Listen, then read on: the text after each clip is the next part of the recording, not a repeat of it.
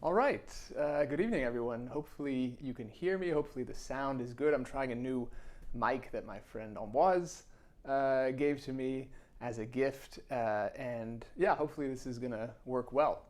All right, so if this is your first time, let me just say a little bit about what I'm planning on doing. The idea here is that I play a few works of a composer and I give a little bit of context to those works and give a general idea about the composer, placing them in some historical context, but also describing the pieces that you'll be hearing. So that's what I'm going to do tonight with Claude Debussy. One thing that I would recommend is, because of the audio quality, it's better to use speakers or headphones if possible. Particularly tonight, because a lot of the music is very soft and there's a lot of subtlety, so it's the better quality speakers you have, the better you'll be able to hear all of that. And I've done an episode already where I paired Debussy with the French Baroque composer Jean-Philippe Rameau. And what I talked about then was a lot of the nationalistic tendencies that Debussy had. And this was an important trend in the 19th century, the late 19th century in France. They were trying to rid themselves of German and Italian influence and really try to reconnect with their French heritage and redefine a truly French art.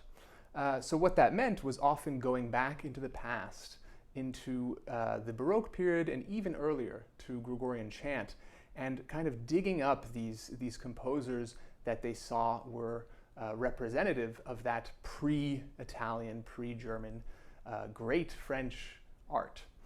So Debussy was very much in that lens. So tonight, though, I'm going to approach it from a slightly different angle, talking a little bit about his influences, not so much his musical, not so much the music that influenced him, but really the elements outside of music, both in the visual arts and in literature. Also, I'm going to talk a little bit about his view on listening, how he perceived music, how he wanted others to listen to his own music, and then finally talking a little bit about the Javanese gamelan and the the World Exposition in Paris in 1889, where he had the occasion to hear the Javanese gamelan. So Debussy is truly a singular figure in the history of music. He is difficult to place. It's hard to really look and see a true lineage in terms of his musical background. He, of course, was influenced by Chopin and Liszt, Schumann, Russian composers like Mussorgsky, Spanish music, and of course Javanese music, like I mentioned. But all of those are somewhat unsatisfactory in describing his musical style. It's almost like his newness came from nowhere, that it was really just is almost miraculous. But actually, if we look towards other arts like the visual arts, painting and poetry, particularly with the symbolists, we can find some clues as to where he encountered some of these ideas and where he was inspired. So Debussy was a very visual musician. He considered himself as a painter of sorts in sound. That's how he saw his music, and I think that's really how he interacted with it. We often associate him with Impressionism, and that's how he, even in his own lifetime, he was associated with the Impressionist movement. It's a term that he did not like at all, and now we are really reassessing that and recognizing that it's not the adequate term to describe his music. Impressionism really is characterized by an advanced realism, a focus on the characteristics of light and color, the transient elements over time. So it is this advanced realism, something that Debussy really wasn't particularly interested in and doesn't really represent his music very well. But I do see there are some other connections, and also I think it's just a general connection with modern art of that period, that he was very influenced by a lot of these breakthroughs, a lot of the new art that was coming out, and breaking down the more conservative structures, and colors and forms and proportions that were generally used. So I think that definitely was an influence, and the explosion of color, I think, was a huge influence on Debussy, no doubt. So he definitely was very associated with the arts, but with the visual arts, but I wouldn't say that he was truly an impressionist, and I think he would agree. There are certain places where they coincide, particularly in their relationship to the academy, to the norm, to what was considered the normal standards of beauty and of art. The Impressionists struggled with the Academy of Beaux-Arts and their yearly salon, where basically they would come together and decide which works would be exhibited and which weren't. And this wasn't just some kind of random attribution of prizes. It really translated to financial success. So those who were selected to be exhibited in the salon would then be bought by members of the public, and it was a sure way to become well known. Unfortunately, the jury had very specific criteria on how they were selecting works, things having to do with beauty and how they assessed that. It wasn't like now where we have such a wide variety of art. There really were codes, and these were predefined, very strict ways of viewing art that took a long time to break out of. And the Impressionists really attempted to do that, having their own salons on the side, and eventually that whole system kind of broke down. Similarly with music, Debussy fought a comparable struggle, trying to break down these strict forms of composition and the relationship that composers had with the audience, trying to allow for new sounds, new forms, new structures to come into the concert hall. So that's definitely an important characteristic of the end of the 19th century in a lot of the arts, breaking free from the norm, we could say. And this goes hand in hand with the way that Debussy was listening to music and the way that he wanted music to be listened to. He was very critical of the bourgeois audience, the dilettante, who had this kind of smug feeling of they have a certain amount of musical knowledge, so they feel like they can accurately judge a work of art, a work of music. And when in reality what Debussy saw was that this small amount of education was actually keeping them from really enjoying the works, because they came into the concert hall with a set of preconceived notions, with a set of expectations for what beautiful music should be and what should occur in a symphony or in an instrumental work. And then if those things didn't happen, if those structural events never occurred, they would be disappointed, they'd find it vague and degenerate. And so these normative ideals of beauty were very difficult to break down because the audience had been fed this information for so many years. And it was a relationship with financial benefit for a lot of composers, in that if the conservatories and the academies continued to kind of preserve these conventional forms and ways of doing music, the audience would continue to buy tickets. And this was this very self-serving circumstance. But Debussy felt that it wasn't the best thing for art, and particularly for the type of music that he wanted to write. So he wanted people to relearn how to listen, to abandon the scholarly, abandon the overly academic way of listening to music, to stop thinking so much about it, and to really open your ears and listen to what's around you, and to allow sound to exist in a somewhat abstract form, related to itself, but not necessarily based on these preconceived ideas. That's the way he composed as well. He believed that music was out there for us to grab, for us to kind of to digest, rather than it coming necessarily from the composer. It was already existing in nature. All we had to do was make ourselves sensitive enough to hear it. Debussy was willing to tear up the treatises, to tear up the traditional tonal harmony books, for instead listening to the ocean, listening to the mountains, listening to the wind, listening to other cultures' music, and from that gaining a wide variety of sounds and possibilities that he would then infuse into his own music and to his own specific style. So it's really a very, very different way of listening, and it's that openness and that predisposition that allowed him to create this very, very unique sound world that would have an incredible influence on every composer afterwards. I mean, it's difficult to really understand to what extent Debussy had a tremendous impact. And finally, talking about that same openness, we can look towards the Javanese gamelan. And in 1889, to celebrate the 100-year anniversary of the French Revolution, there was the World's Fair in Paris. And this was the occasion where the Eiffel Tower was erected, and in the Champ de Mars, that area right in front of the Eiffel Tower, there were a series of about 60 different pavilions, little villages almost, where different cultures, many colonies, French colonies, but also other colonies and countries came and had kind of these different stands. Some had almost these miniature villages with about 60 or so people that came. And what they would do is often present their art, but also their everyday lives, whether it was cooking or making clothing or basket weaving. But of course, in the case of Java, they brought their music, their famous gamelan orchestra, as well as the dance that it often accompanied. And Debussy, like many French musicians, was really taken by this particular stand, this particular pavilion, and spent a lot of time there.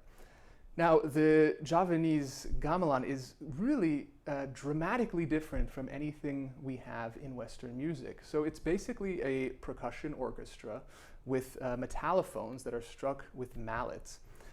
Sometimes there are also string instruments or woodwinds. Voice can also be mixed in as well, but it's often this percussion orchestra. And so Debussy was very struck by this. The scale, for example, of this, the way that they divided up the octave was in 5 equal intervals, which would be the equivalent of today, like somewhere between a major second and a minor third. So they divided that up very differently. So they didn't use any sort of major, minor. It was their own scale completely. Also, the way that the music was layered. So in Western music, it's very common to have a dominant melody and then supporting lines or harmonies underneath. But in this music, Debussy noticed that that really wasn't the case, that you had this complex polyphony, this complex multi-voice layering, but that there wasn't really that dominant line, and that it was much more, it melded together in a very, very different way. Another thing too was the microtones. So because of the way that these instruments were tuned, it created this shimmering effect because of the microtones. So a completely different sound world from anything really that they had ever heard. And of course, some would say that, to what extent is this really authentic? The fact that these cultures prepared this and brought this to France for the viewership of a Western audience, there's definitely something to be said for that. But I think in the case of music and dance, these were traditions. I mean, these were the instruments that they played regardless. This was their training. Maybe there was some selection, but I think it probably represented pretty closely to what they were doing at home. And so I think Debussy really had that authentic experience. Now, the way it influenced his music was in terms of layering, in terms of sound, in terms of percussive devices on the piano, but rarely into like a cliche of exoticism, which is a good thing. He was able to use those ideas and those sounds within his own language, and you'll hear that very much in the second book of Images that I'll play shortly. So now to get to some music, finally, I'm going to start with the Clair de Lune from the Suite Bergamasque. First of all, it's a beautiful piece, and I think it's very familiar to a lot of you. It's always nice to hear something familiar. And so I'd like to just say a few words about it. It's from the Suite Bergamasque, and it's the third movement of 4 movements. So if we take that apart, suite meaning a dance suite from the Baroque period, and the movements are prelude, minuet, clair de lune, and passe-pied. the minuet and the passe-pied, both Baroque dances. So it's in this framing of the Baroque dance suite. And then Bergamasque, from the town of Bergamo, but really referring to the Commedia dell'arte, which was very popular in France, and then even more so connected to Verlaine, who wrote a set of poems, the Fête Galante, one of which is Clair de Lune, which Debussy set twice to music, and Fauré as well. And in that poem we find the word Bergamasque in the second line. So this is very much related to Verlaine and his poem Clair de Lune. What's interesting about this piece is that you will hear, this is early Debussy, 1890, although it was published in 1905, it's really early. It's still very romantic, although it does have those first kind of coloristic landscapes that you'll start hearing. But it's interesting to hear the development from that Clair de Lune to then the Images, which were actually 17 years later. And you'll hear the trajectory that Debussy took. So I'll start with Clair de Lune, and then we'll move on from there.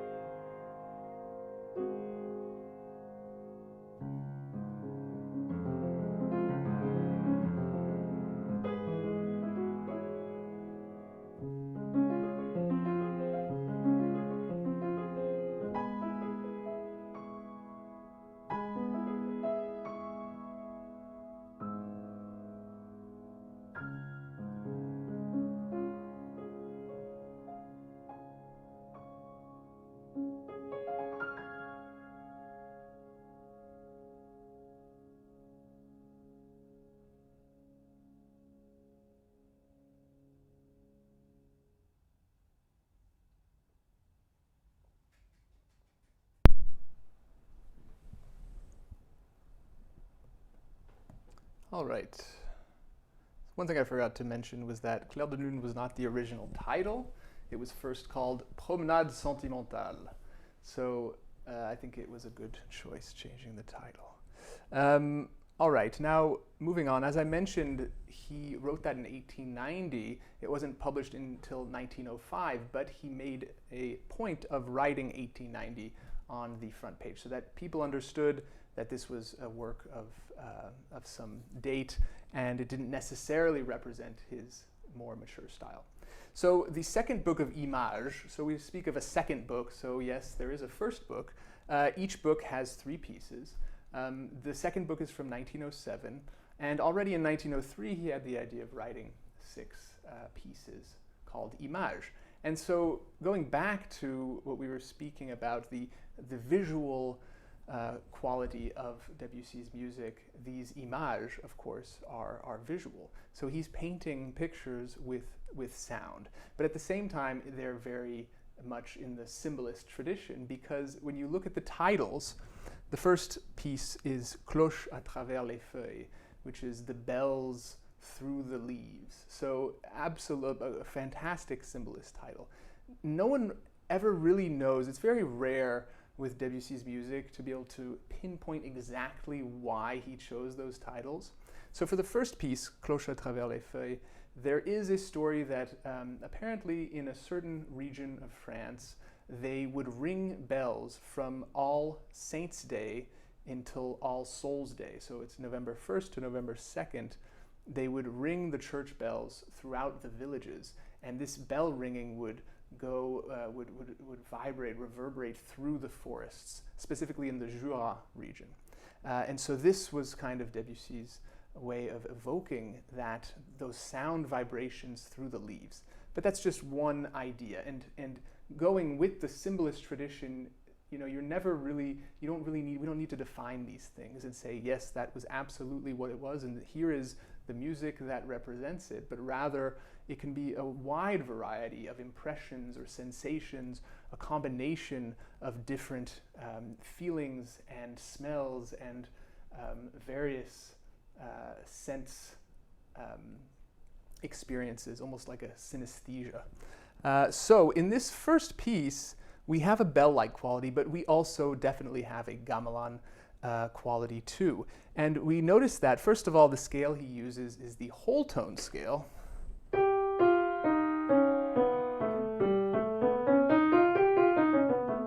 Which is neither major or minor, it's whole tone. And so we hear that. Then it's the way that he layers this music. So you probably won't be able to see it from over Zoom, but he uses for the first time 3 different staffs to notate his music. So rather than traditionally just writing it on 2, treble clef, bass clef, he adds a second treble clef, bass clef, so that we have these different layers, similar to what I was talking about with the Javanese gamelan. And let me just play a few of those for you so you can hear that layering. So we have this first element, and this is how he begins the piece.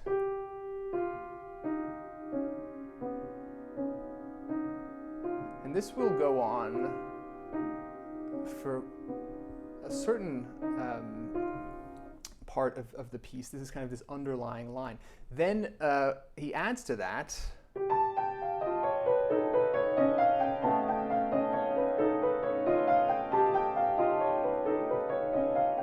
the same scale, whole tone.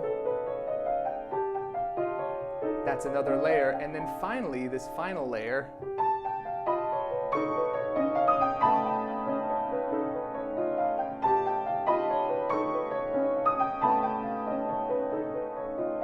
So that's a little bit of his compositional technique, just identifying what these 3 layers are and then how they interact. There isn't really a dominant theme. The top is a little bit more dominant than the others, but not really. And it's all mixing together with the pedal, and that was something that was very characteristic of Debussy's music. The way you attacked each note with the pedal, allowing the sympathetic reverberations of the strings to kind of come together and create this cloud of sound. That was something very typical in his music. So we have that quality in that first piece. Now the second, another beautiful title, Et la lune descend sur le temple qui fut. The moon descends on the temple that was. So we have, of course, another strong image of this descending moon on maybe ruins of a Greek temple or from the Far East, or who knows. No clear sense of where is this temple, what happened, when it was. No one really knows. It's just this image. But the music doesn't necessarily doesn't describe that. It just has, it again has some of these gamelan type characteristics, but this one's characterized more by chords. So he uses a technique called planing, where he juxtaposes chords next one after the other, so that in a sense they're losing their functional hierarchy. So these are chords, but they're really just kind of sounds that are projected out one next to each other, rather than thinking, oh, here's tension, here's release, here's dominant, tonic, whatever. It's really, they lose that quality, and we are attracted to just their sound quality rather than their function. And then finally, the third piece, Poisson d'Or, the most famous of the three because it's virtuosic and it's the most descriptive as well. So Poisson d'Or meaning goldfish, but I don't think it's not really goldfish like the little goldfish that you put in, the little round tank, but actually like a golden fish, like a golden carp or something like that. And this, we know a little bit more about where this came from. Debussy had a Japanese lacquer painting in his office that you can still see today in Saint-Germain-en-Laye, where the museum is. And it is a painting of these two, I think they're carp, that are golden, and it's painted uses mother of pearl, so it reflects light in an incredible way, and they're swimming in a stream or something. And so these are the two fish that are swimming in the water, and you can hear all of these different the darting around, and how their tail is kind of flapping through the water, and that's evoked also by some of the pianistic flourishes that you'll hear throughout, things like this, kind of aquatic type sounds, and it's the most virtuosic of the three, and the most often played. So the first two are very, very soft. They don't work particularly well in big concert halls, and I'm hoping that the sound is good enough for you to get the subtlety. This is the type of music that is so wonderful to even just play for yourself. Compared to a month ago, I played Liszt, and Liszt is fantastic, but it needs to be shared. There's a certain performative quality. This really doesn't have that, and it's the kind of thing that demands a certain intimate environment where you can just kind of savor all of these different sensations. So hopefully that will be the case. So here I'll play the second book of Images, Cloche à travers les feuilles, La lune qui descend sur le temple qui fut, and Poisson d'Or.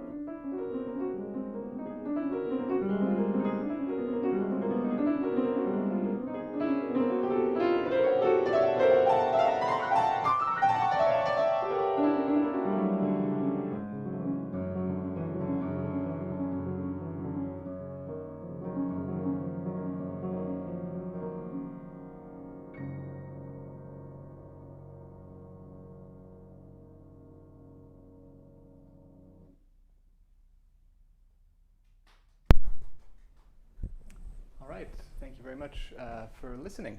If you'd like, I can come closer, and if you have any questions or anything that you'd like to discuss further, you can write in the chat, and I'll try to respond.